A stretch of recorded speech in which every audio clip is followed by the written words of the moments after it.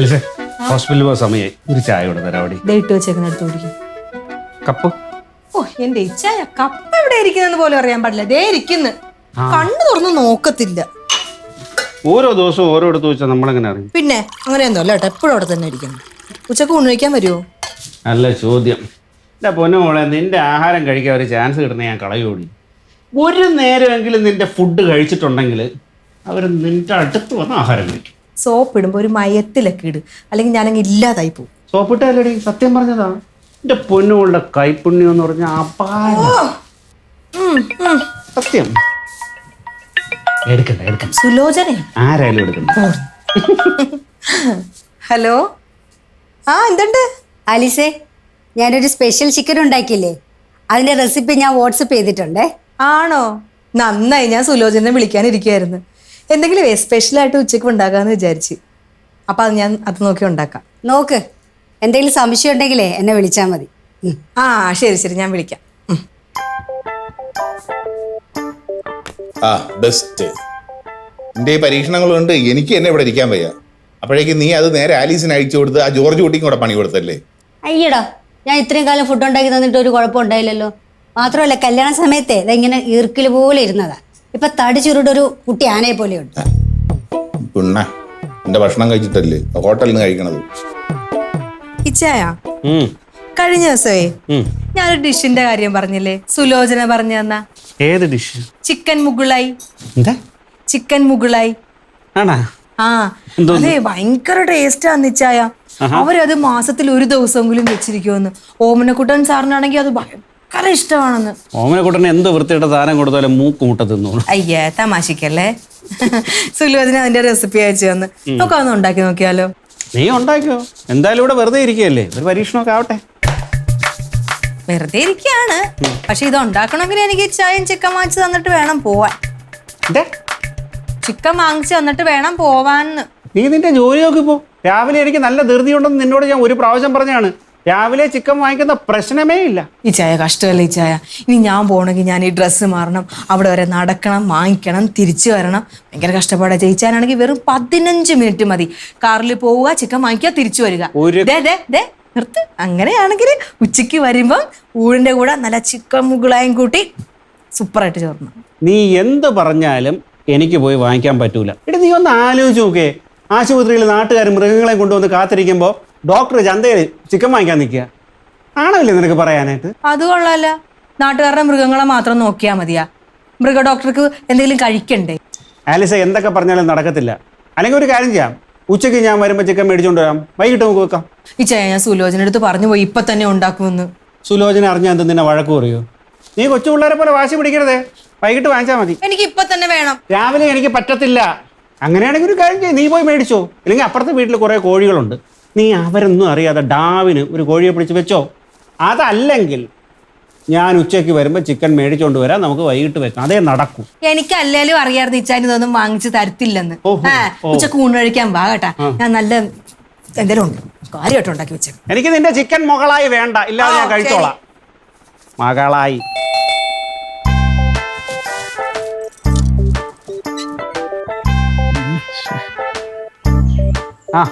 Doctor ഇതന്നെ നേരത്തെ പോകാൻ റെഡിയായോ?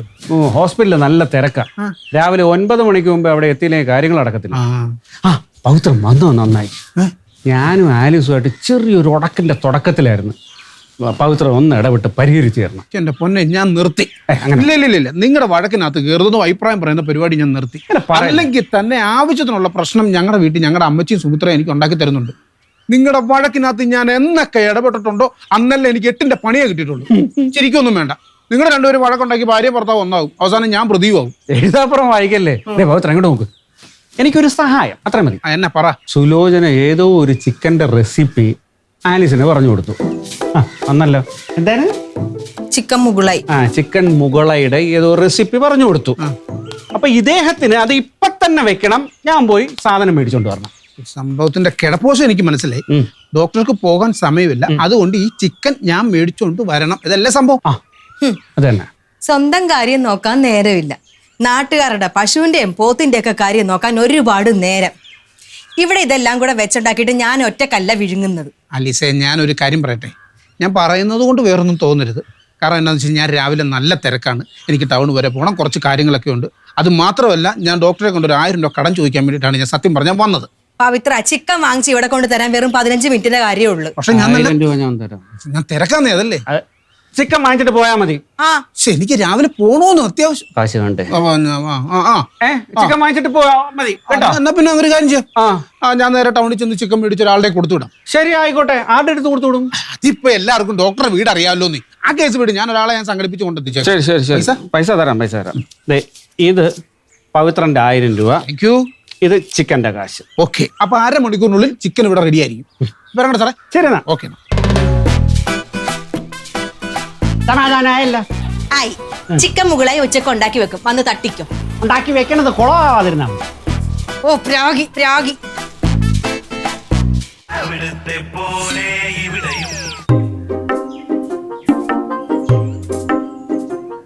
ആരാ?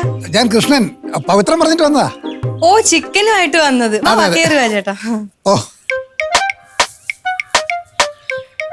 ദാ. അല്ല, പവിത്രം പറഞ്ഞായിരുന്നു അവന് വേണ്ടപ്പെട്ടൊരു വീടാണെന്ന്. അതെ അതെ. അല്ല, എന്തോ വിശേഷപ്പെട്ട പാചകത്തിലാണ് തോന്നുന്നു. ചിക്കൻ മുകളായി ഉണ്ടാക്കാനാ. എന്തോ ചിക്കൻ മുകളായി. ഓ, അല്ല, ഞാൻ കുറച്ചാൾ ഈ നാട്ടിലില്ലായിരുന്നു, ഓ അതുകൊണ്ട് ഈ പാചക പരീക്ഷണമായിരുന്നു എൻ്റെ ഒരു ഹോബി. ആണോ? അല്ല, ഇറച്ചിയുടെ ഏത് വിഭവം ഉണ്ടാക്കാൻ എനിക്കറിയാം. അല്ല, എന്തെങ്കിലും സംശയം ഉണ്ടെങ്കിൽ പറഞ്ഞാൽ മതി, ഞാൻ കുറിച്ച് തരാം. ഓ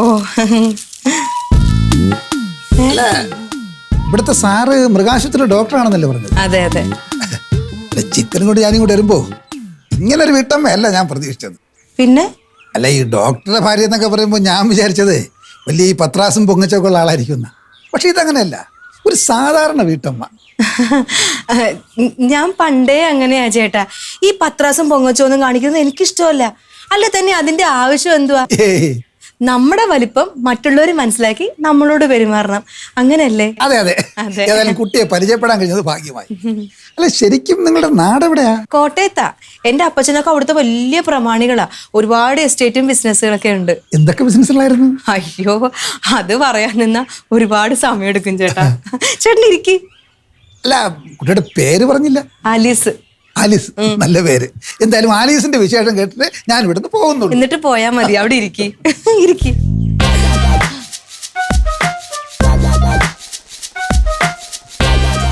ഹലോ. ആ പവിത്ര. ആലിസേ, ആഹാ. സാധനം കിട്ടിയില്ലേ? അയ്യോ, വലിയ ഉപകാരോട്ടാ, കിട്ടി. ഇപ്പൊ മനസ്സിലായില്ലേ? സ്ഥലത്തില്ലെങ്കിലും പവിത്ര ഒരു കാര്യം ഏൽപ്പിച്ചാൽ കാര്യം നടക്കുന്നുള്ള കാര്യം. ഓ, മനസ്സിലായി മനസ്സിലായി. ആ പിന്നെ പവിത്ര, ഒരു കാര്യം. ആ പിന്നെ ചിക്കൻ കൊണ്ടുവന്ന അമ്മാവനെ എന്തേലും കൊടുക്കണായിരുന്നാ? ഓ, നല്ലൊരു മനുഷ്യൻ. പുള്ളി അങ്ങനൊന്നും വാങ്ങില്ല. പിന്നെ ആലീസ് വിചാരിക്കുന്ന പോലെ ഒരാളല്ലത്. ആ അതെന്റെ അമ്മാവനാ. ആണോ? പിന്നല്ലാതെ, ഞാൻ പറഞ്ഞിട്ടില്ലേ, കുട്ടിക്കൃഷ്ണ മാവൻ. അത് ആ കക്ഷി. ഓ, ശരി ശരി ശരി. ആ ഓക്കെ എന്നാ പവിത്ര, ശരി. പാവം മനുഷ്യൻ കുട്ടിക്കൃഷ്ണൻ അമ്മാവൻ.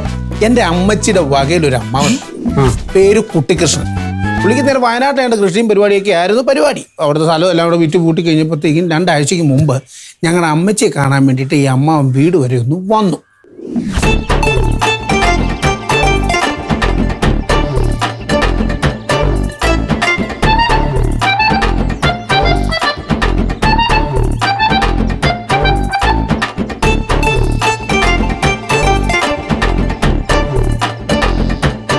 ഹലോ.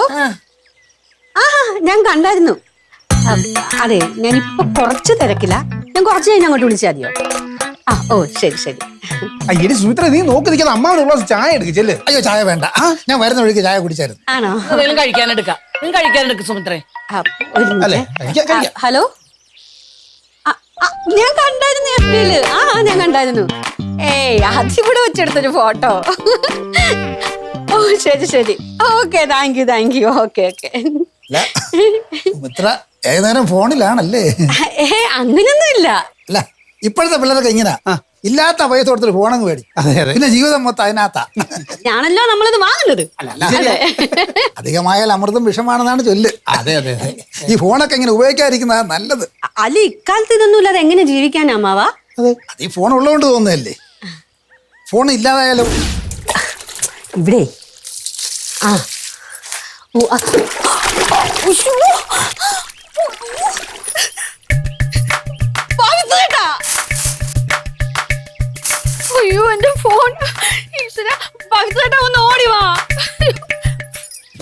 എന്നാടി പവിത്രേട്ടാ എന്റെ ഫോൺ വെള്ളത്തിൽ വീണ്. അടിച്ചോ ഇതെങ്ങനെ വീണേ? ശരിക്കും വെള്ളം ഒഴിച്ചപ്പോ കയ്യിൽ നിന്ന് പോയി. എങ്ങനെ വീഴാതിരിക്കും? ഫോൺ ചെയ്തോണ്ടല്ലേ ജോലി ചെയ്യണത്. കുട്ടികൃഷ്ണൻ കഴിഞ്ഞ ദിവസം കൊണ്ട് പറഞ്ഞതേ ഉള്ളു. ഓ, ഒരു കുട്ടികൃഷ്ണൻ അങ്ങനത്തെ കരിനാക്ക് കാരണം ഇങ്ങനെ സംഭവിച്ചത്. അല്ലാതെ നീ ഇങ്ങനെ വെച്ചിട്ടുണ്ടായിരുന്നിട്ടല്ലേ?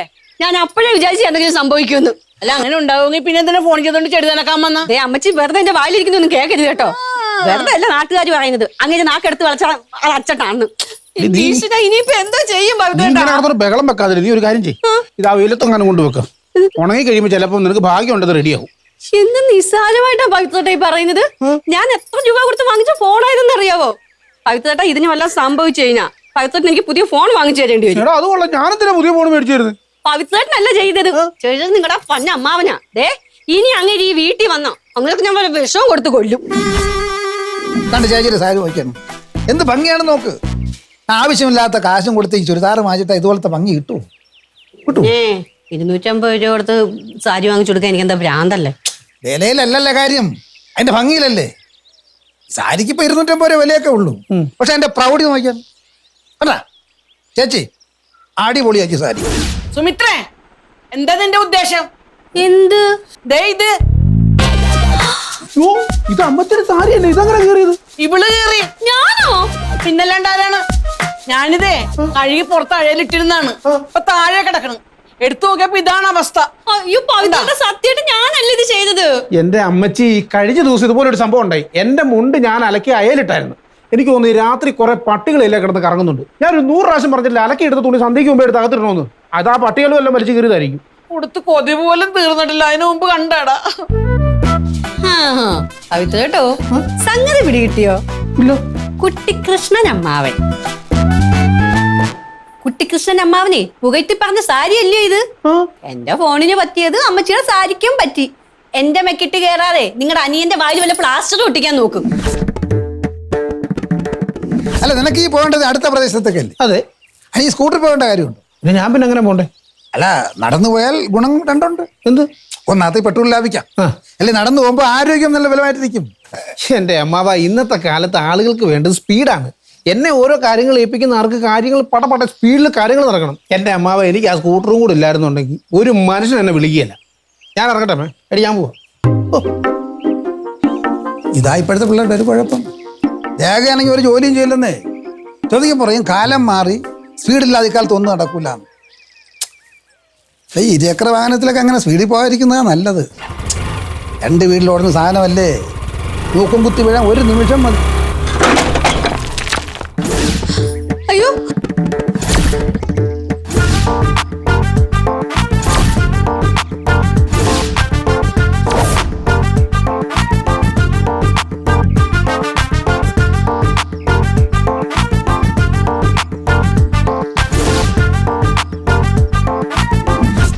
കുട്ടിക്കൃഷ്ണൻ മാമനാ?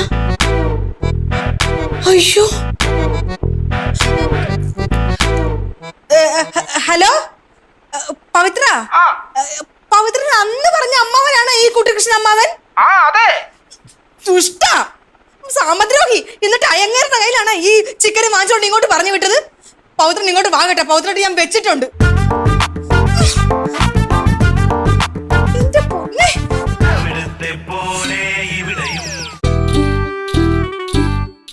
ആലിസേ, ആലിസേ, ഞാൻ എത്തി. ആലിസേ. ആഹാ, ഇവിടെ വന്നിരിക്കുകയാണ്. എത്ര നേരമായിട്ട് ഞാൻ കിടന്ന് വിളിക്കുന്നേ? എന്നാടേ മുഖം ഇങ്ങനെ ഇരിക്കുന്നേ? പൊട്ടം ബേക്കറി കണ്ടവന്. ഡേ നിനക്ക് വയ്യേ? എന്തു പറ്റി?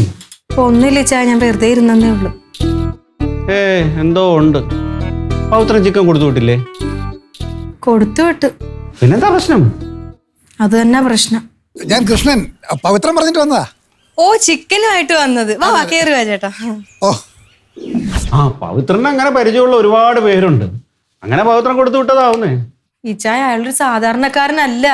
പിന്നെ പവിത്രന്റെ ഒരു അമ്മാവനെ പറ്റിയിട്ട് പറഞ്ഞിട്ടില്ലേ, വയനാടുള്ള ഒരു കുട്ടികൃഷ്ണൻ അമ്മാവൻ? അയാളുടെ കയ്യിലാ കൊടുത്തു വിട്ടത്. അതിനെന്താടി? അയാൾക്ക് എന്താ കുഴപ്പമെന്ന് പവിത്രം പറഞ്ഞിട്ടില്ലേ ഇച്ചായനോട്? എന്നാ? അയാൾ എന്ത് പറഞ്ഞാലും അച്ചിട്ടായിട്ട് നടക്കും. അച്ചിട്ടല്ല, അച്ചട്ട്. അങ്ങനെ തന്നെ നടക്കും. ആ. അയാള് പറഞ്ഞിട്ടാ സുമിത്രയുടെ ഫോൺ വെള്ളത്തിൽ പോയത്, ഉം. പവിത്രന്റെ അമ്മയുടെ സാരി കീറിപ്പോയത്, പവിത്രൻ സ്കൂട്ടറിൽ നിന്ന് വീണത് എല്ലാം അയാള് പറഞ്ഞിട്ടാ. എന്റെ പൊന്ന് ആലീസ്, ആരെങ്കിലും പറയുന്നത് കേട്ടോ അതൊക്കെ വിശ്വസിച്ച് കിടക്കാൻ നിനക്ക് നാണമില്ലേടി? നീ പോയി ചോറെടുത്ത് നോക്കി, നല്ല വിശപ്പുണ്ട്. നിന്റെ ചിക്കൻ മുകളായി കൂട്ടി എനിക്കൊരു ആട്ടിയടി. ഞാൻ ചിക്കൻ മുകളായി ഉണ്ടാക്കിയിട്ടില്ല ചായ. അതെന്നാടി രാവിലെ ചിക്കൻ കിട്ടിയേ പറ്റുള്ളൂ എന്ന് പറഞ്ഞ് ഈ ചന്ദ്രഹാസം ഒക്കെ മുഴക്കി ഞാൻ പവിത്രനോട് പറഞ്ഞ് ചിക്കൻ മേടിപ്പിച്ചിട്ട് ചിക്കൻ കൊണ്ടുവന്നത് അയാളല്ലേ? അതുകൊണ്ട് എന്നിട്ട് അയാൾ അത് കൊണ്ടുവന്നിട്ട് ഒരു ഡയലോഗും കൂടെ പറഞ്ഞു. എന്ത് ഡയലോഗ്? എന്തായാലും ഇന്നത്തെ ചിക്കൻ മുകളായി കലക്കും. ആലീസിന് ധൈര്യമായിട്ട് സുലേഖനെ വിളിച്ച് പറയാം, ആലീസ് ഒരു എക്സ്പെർട്ട് പാചകക്കാരിയാണ്. പിന്നെ ഇപ്പോഴത്തെ പിള്ളേരൊക്കെ ഈ ഗ്യാസ് അടുപ്പിലെ പാചകം ചെയ്യും. പക്ഷെ ആഹാരത്തിന് രുചി കിട്ടണമെങ്കിൽ വിറകടുപ്പിൽ തന്നെ പാചകം ചെയ്യണം. ഈ വിറകടുപ്പാണ് സേഫ്. പിന്നെ വരെ ഈ വിറകടുപ്പ് പൊട്ടിത്തെറിച്ച് ആരെങ്കിലും മരിച്ച ചരിത്രമുണ്ടോ? പക്ഷെ ഗ്യാസ് സിലിണ്ടർ അങ്ങനെയല്ല, ചിലപ്പോ പൊട്ടിത്തെറിക്കും. അല്ല, ആലീസ് ഇവിടെ ഒറ്റയ്ക്കല്ലേ? ആരെങ്കിലും ഒരാളെ ജോലിക്ക് വെക്കുന്നതാ നല്ലത്. അല്ല, ജോലിയൊന്നും ചെയ്യാനല്ല, ഒരു കൂട്ടിന്. ഉദാഹരണത്തിന് ഇപ്പോൾ എന്തെങ്കിലും അസുഖം വന്നു വിചാരിക്കും, അല്ലെങ്കിൽ തന്നെ ഈ സ്വിച്ച് ഇടുമ്പോൾ കറണ്ട് അടിച്ചു, ആലീസ് ഒറ്റയ്ക്കല്ലേ, എന്ത് ചെയ്യും? ശരിയല്ലേ? ആ, അയാൾ അത്രയും പറഞ്ഞ സ്ഥിതിക്ക് പിന്നെയും ആ ചിക്കൻ വെച്ച പ്രശ്നമാവും ചായ. അതുകൊണ്ട് എന്തായാലും ഇന്നത്തെ ചിക്കൻ മുകളായി കലക്കും.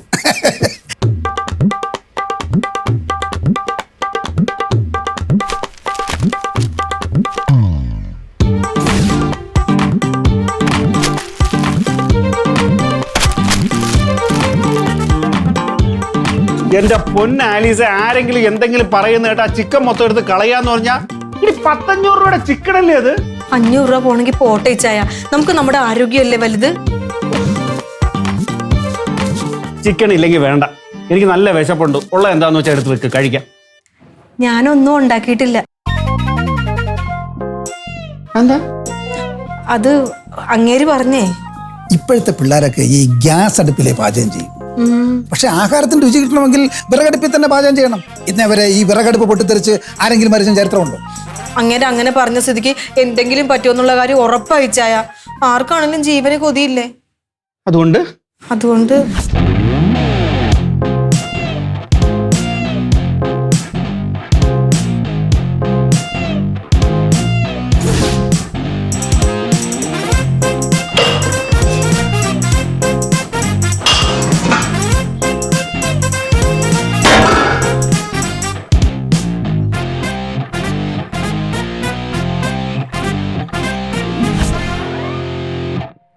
ആലീസ്, നിന്നെ പോലുള്ളവരൊക്കെ ഉണ്ടല്ലോ പ്രാന്താശുപത്രി കൊണ്ടിട്ട സമയം എന്നേ കഴിഞ്ഞെന്നറിയാമോ?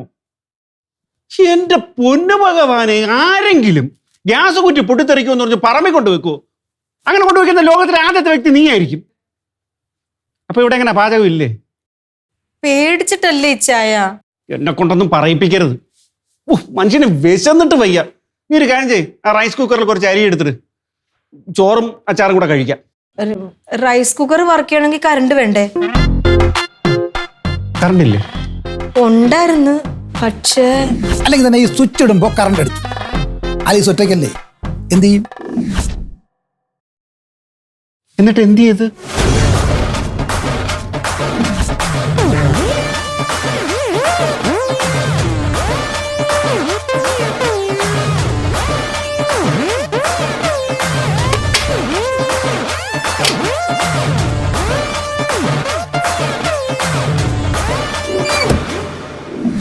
പൊന്നു കർത്താവ്, ഇവിടെ എന്നെ പ്രാന്ത് പിടിപ്പിക്കും.